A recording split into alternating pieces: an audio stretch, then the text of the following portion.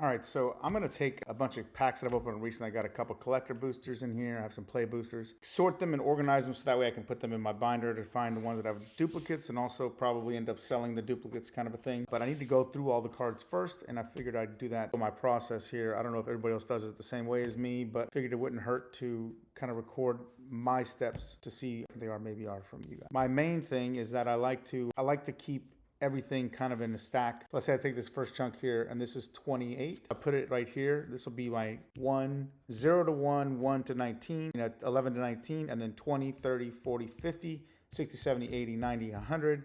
And I just kind of like go through my process this way, and it works for me anyway. I don't know if everybody else has the same way of doing things, but this definitely works for myself. Only bad thing is I can only get to about 15, I guess, on a sheet like this. If I go above 200, I'll just put them to the side here, and all the 200 plus I'll put over here for now because they're less of a criticality kind of a thing. Anyway, so this is kind of how I start doing it. I actually have a bin that I use, but for the moment, also I just kind of throw away the tokens. I don't even keep them at all. So this is kind of like my personal way of doing it. There's other ways of doing it. I have the bins, and I like those too, but like when I want to sit down and just kind of enjoy my day and do stuff here and there between calls for work, I'll end up doing something like this. It really works out pretty well for me in the end. Really like this turtle set. If you guys haven't seen it yet, it's a heck of a lot of fun. I think that the art on it is amazing. It's been a while since a Universes. Well, actually, I take that. Lord of the Rings was really awesome too, and I liked Final Fantasy, but it wasn't like, I don't know. This is kind of hitting a little bit harder for me, but I think turtles are like my first love, you could say. As a kid, it was definitely my jam. It was the first toy that I ever bought as a kid of my own money. Was a Ninja Turtle. So for me, it definitely hits a little harder than most. So for me, it's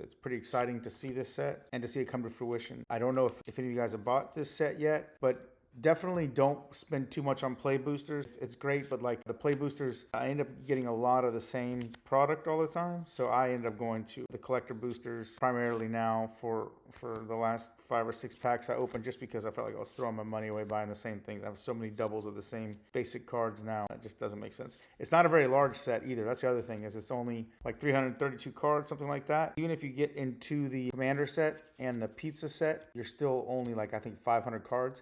And the pizza set, the thing is that you only get those in packs.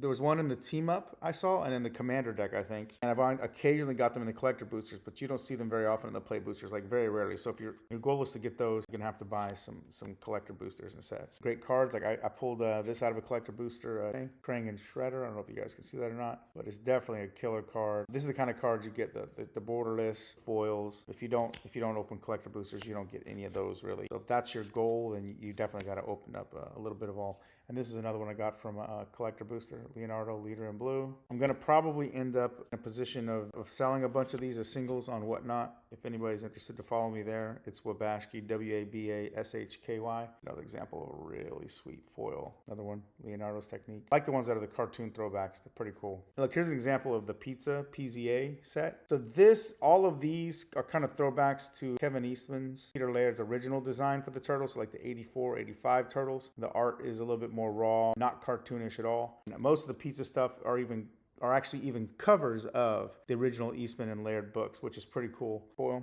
I think I needed that foil, so that's pretty cool. It's been a fun journey so far. I expect to put a master set of this is my goal. Actually, I just noticed this is a Surge foil. I don't know if you guys can see it, but see how it's got like the striping on it, the tiger striping. And I also love these full art foil cards. I haven't got much of these art cards because they only come in collector boosters, and I have a couple of boxes of collector boosters I need to open, but I love these art cards too. They're really nice. Another cool pizza card. So this is Master Splinter, an Eastman style. Let's see, the artist is Santolico Patterson. So it's not an Eastman design, but still pretty cool. Land of the Swamp. There's a couple of these that are pretty cool, but I love how they have, I don't know if you can see the 4 brothers jumping over an expanse there. It's pretty cool. Cool card, a foil, Muckman, Featured Pals.